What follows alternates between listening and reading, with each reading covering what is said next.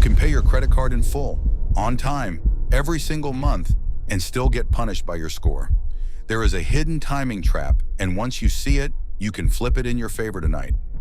This is the move that quietly separates people with good scores from people with great ones, and it does not cost you a single extra dollar. What if the exact day you pay your card matters just as much as whether you pay it? Meet Paula. She never misses a payment.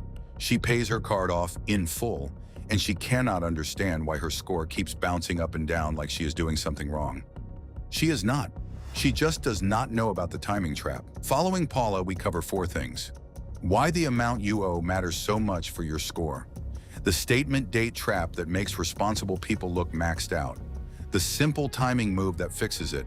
And the habits that keep your score high from here on. Here is the catch. This move is powerful, but only if you know 2 dates on your card that most people ignore. Keep watching, because the 1 date change that reports a lower balance can help your score without you paying a penny more. And it is simpler than you think. Part 1. Why the amount you owe matters so much for your score. Balances across the country are at record highs, credit card debt sitting around $1.25 trillion, so this touches almost everyone. And there is a specific number inside your credit that this feeds called your utilization. Utilization is how much of your available credit you are using, and it is one of the biggest levers on your entire score.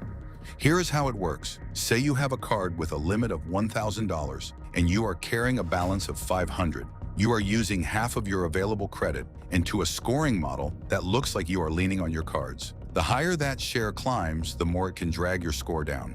Amounts owed like this make up roughly 30% of a common credit score, second only to paying on time, and it resets every month, which means you can influence it every month. That is what makes utilization so different from your past. You cannot undo an old late payment, but you can change the balance that gets reported this cycle, starting right now. For Paula, this is the first clue. Her score is not random. It is reacting to how much of her limit shows as used, and that number is moving around every single month. Here is the trap that gets responsible people, and it is all about timing. Most people think their card reports a 0 balance to the bureaus because they pay it off by the due date. That is not how it works. Your card issuer usually reports your balance to the credit bureaus on your statement closing date, not your due date. And those are 2 different days, so picture this. Your statement closes on the 10th.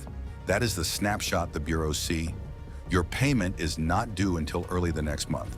If you use your card all month and wait to pay until the due date, then on the 10th, when the snapshot is taken, your balance is high. You pay it off a week later, on time, in full, and it does not matter for that snapshot. The bureaus already saw the high number. You paid on time, in full, and still got reported as if you were carrying a big balance. That is the trap. It is not about whether you pay, it is about what your balance looks like on the day it gets photographed.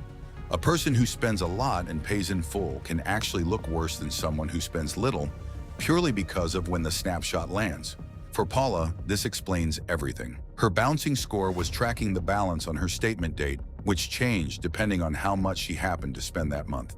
She was being judged on a photo taken at the worst possible moment. Quick pause. If this timing trap is news to you, and you are a little annoyed nobody told you sooner, hit like and drop a comment below. I read every comment and reply personally. Share this with anyone trying to build their score. And do not forget to subscribe, because we put out several new videos every week.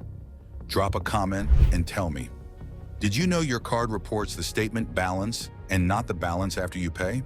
Yes or no? Be honest, this one surprises almost everybody.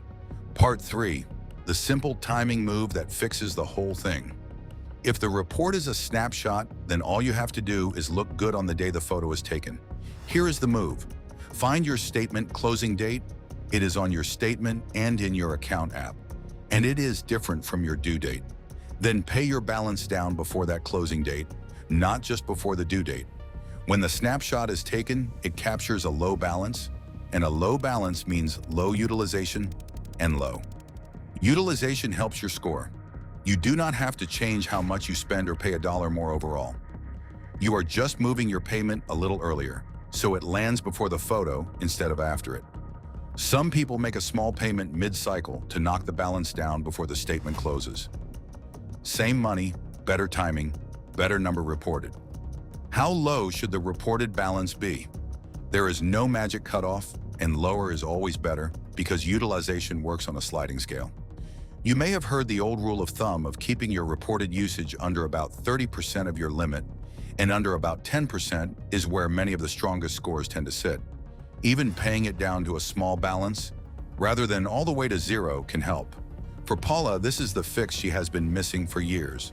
One calendar change, and the snapshot finally shows the responsible person she actually is.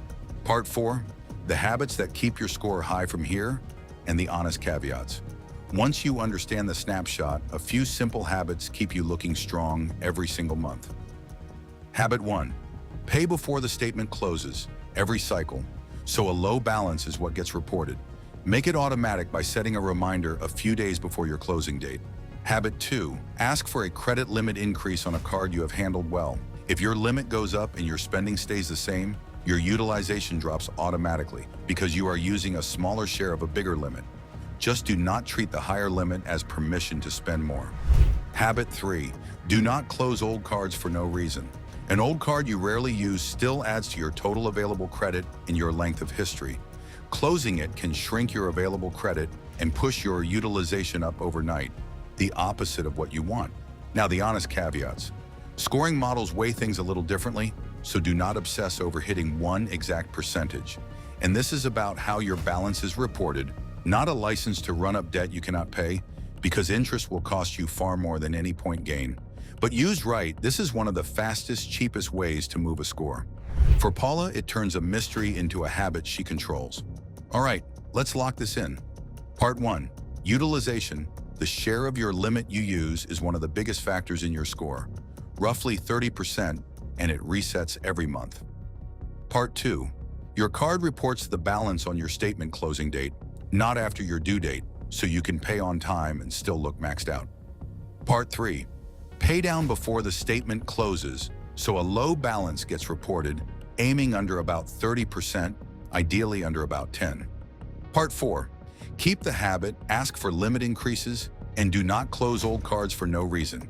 You can pay the exact same money and improve the utilization that gets reported just by paying it before the snapshot instead of after. None of this is about tricks. It is about understanding that your score is a photo taken on one specific day and making sure that on that day, you look exactly as responsible as you really are. If this helped you, give it a like and drop a comment below. I read every single comment and reply personally to your questions.